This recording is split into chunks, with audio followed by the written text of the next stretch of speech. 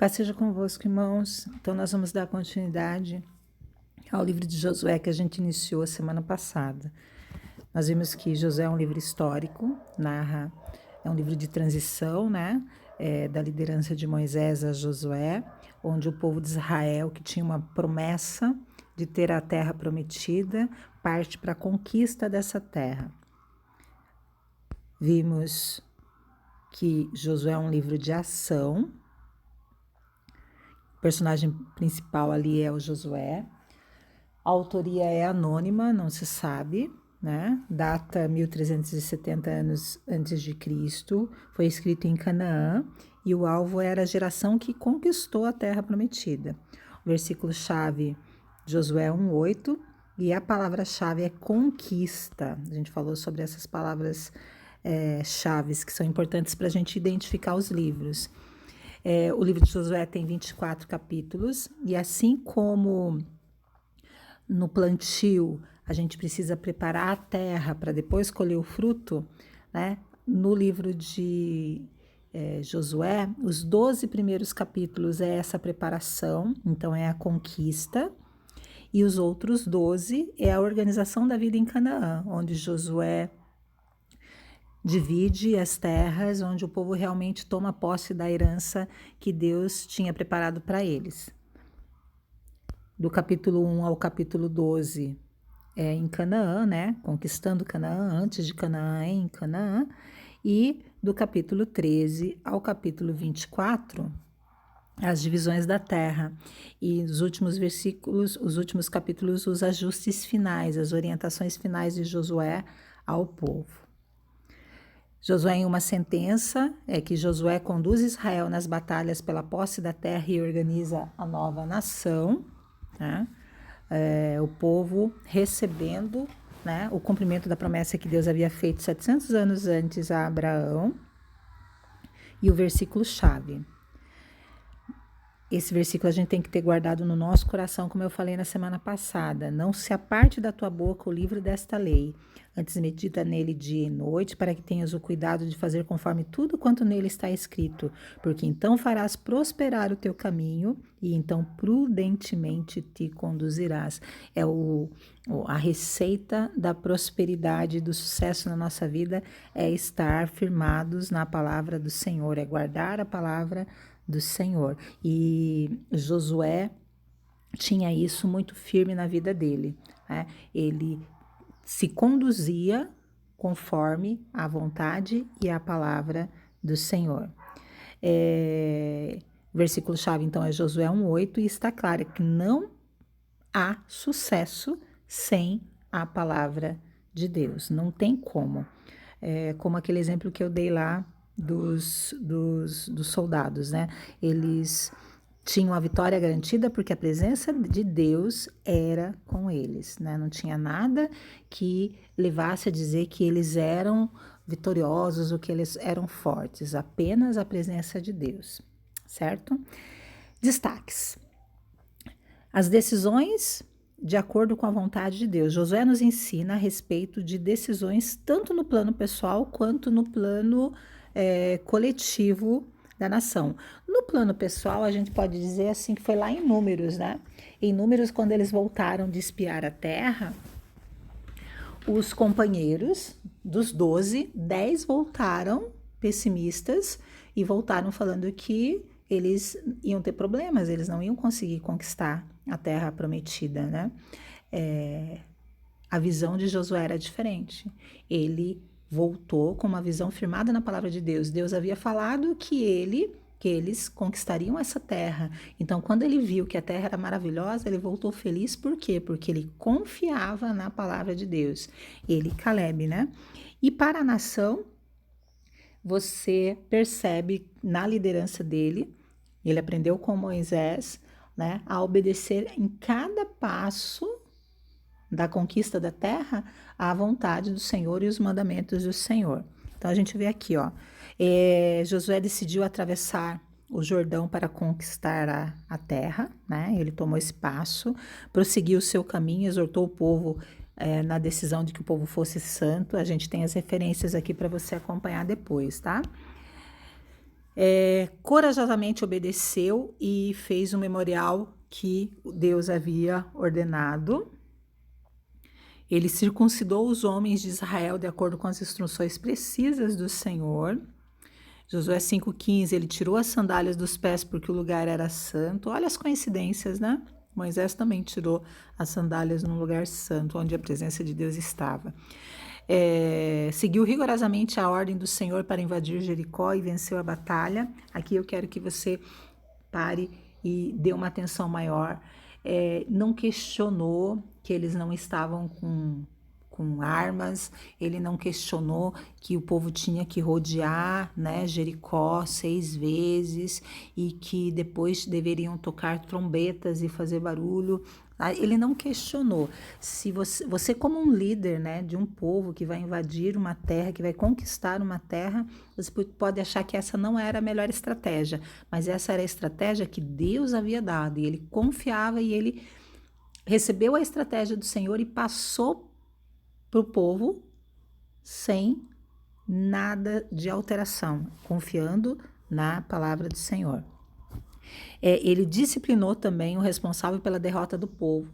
Né? Após ganharem em Jericó, eles têm à frente uma derrota por causa de Acã, que havia desobedecido ao Senhor, né? Havia pego despojos de Jericó, quando Deus havia falado que não era para eles levarem nada, por causa de uma capa, né? E aí ele obedientemente, conforme o Senhor fala, disciplina esse responsável, Acã e a sua família, tá? Curiosidades do livro. Tem uma curiosidade bem interessante, que no capítulo 10, né, e que isso é sempre falado e gera polêmicas, né? Há várias opiniões que falam sobre a respeito, é que numa dessas batalhas, nos versículos 12 e 13 mais precisamente, diz que o sol parou, tá? Então, assim, a gente não vai entrar no mérito dessa questão se isso é literal, se o sol parou mesmo. Talvez você fale assim, mas isso era numa época que achavam que o sol, que a Terra era o centro, que o Sol girava em torno da Terra. Não vamos entrar no mérito dessa questão, né? Alguns creem que é literal e outros acham que é algum fenômeno que na época era estranho a eles e eles não conheciam.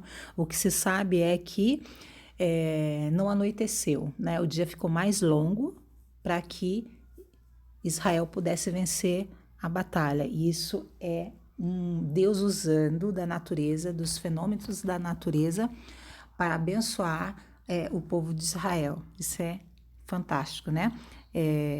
Aqui diz assim, né, que duas delas nos interessam mais. A primeira interpreta os versículos literalmente, a segunda ratifica a história, mas fala de um fenômeno que eles não sabiam interpretar e não conheciam, tá? O que nos resta saber é que Deus move o que for necessário para nos abençoar, e Ele tem poder para isso, ok? Nova geração. Isso aqui é muito legal. Ó. Os primeiros capítulos de Josué, eles têm registros de milagres que aparecem no livro. E se você prestar atenção, eles repetem para essa geração nova. Lembra lá que a geração foi renovada? Eles repetem para essa nova geração experiências que a antiga geração já tinha vivido no deserto. Então, olha só que legal. A antiga geração que saiu lá do Egito, ele atravessou o Mar Vermelho. A nova geração teve essa experiência ao atravessar o Rio Jordão. Quando a Arca do Senhor, né, quando eles pisam nas águas do Jordão carregando a Arca do Senhor, o mesmo fenômeno acontece, as águas se abrem. Isso vem para confirmar a liderança de Josué e para eles saberem que Deus continuava com eles. Essa geração não tinha passado por esse milagre e eles passam também. Vitória na batalha, né? O faraó é derrotado no mar enquanto o povo caminhava e Jericó é derrotado no pó enquanto o povo também caminhava ao redor da cidade. Então, o povo caminhava lá para atravessar o mar e o faraó é derrotado, engolido, né, pelo mar. E no episódio de Jericó também é algo sobrenatural, né? Eles estão caminhando em redor e eles vencem essa batalha. Disciplina de Deus também. A antiga geração, quando Corá se levanta contra Moisés, contra a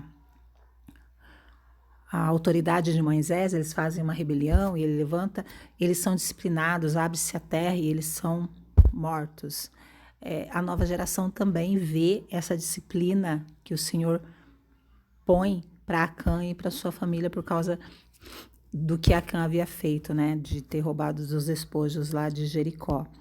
E Deus usa a criação em benefício do seu povo, que a gente acabou de falar, né? No deserto, Deus mandou codornas, mandou maná para suprir o povo. E em Canaã, Deus usou os fenômenos naturais, parou o sol e a lua, para que Israel vencesse o inimigo. Então, você vê aí Deus provendo para essa nova geração experiências para mostrar que ele continuava com eles. Continuando curiosidades lá, a guerra contra Azor.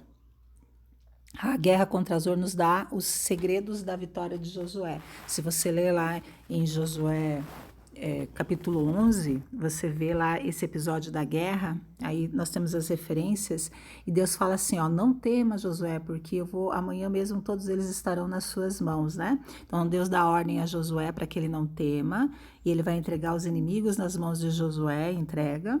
Josué obedece às ordens do Senhor, recebe a vitória, e no final, lá no versículo 15, fala sobre a obediência, que assim como o Senhor deu ordens a Moisés, e Moisés obedeceu, Moisés também ensinou a Josué, e Josué obedeceu ao Senhor em tudo, tá?